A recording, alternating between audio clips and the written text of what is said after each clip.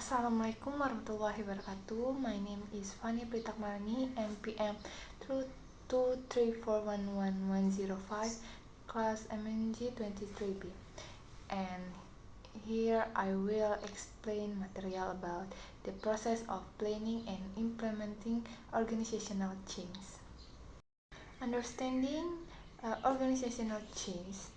Organizational change is a process of adjustment undertaken by an organization to improve or adjust various aspects such as structure, work system, technology, and employee behavior.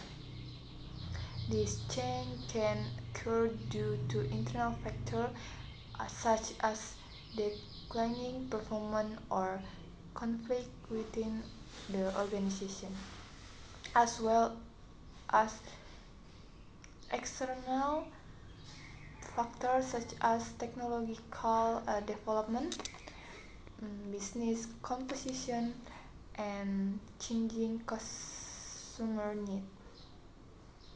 Change is crucial because organizations that are unable to adapt will be left behind and even fail. By implementing change, organization can increase work efficiency, improve service quality, and strengthen competitiveness in the market. Next, change planning stage. First, identifying problem and the need for change. Analyzing organizational condition, determining change objective, and developing strategies and action plan. The planning stage in the initial step that is crucial for the success of change. This process begins by identifying existing problems or opportunities within the organization. For example, declining productivity, inefficient work system, or the need to keep up with technological development. After that, a comprehensive analysis of the organization condition is conducted. This analysis includes human resource, organizational culture, organizational structure, and existing system. The goal is to identify the organization's strength and weakness before implementing change. Change implementation, socialization and communication of change, employee involvement, implementation of the change program, and resistance management. Implementation is the stage where the change plan begins to be implemented within the organization.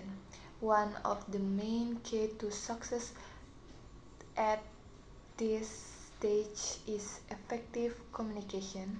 Management must explain the goals, benefits, and impact of the change to all employees to avoid misunderstanding.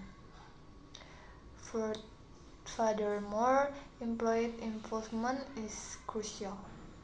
If employees are involved in the change process, they will feel valued and more receptive to the change.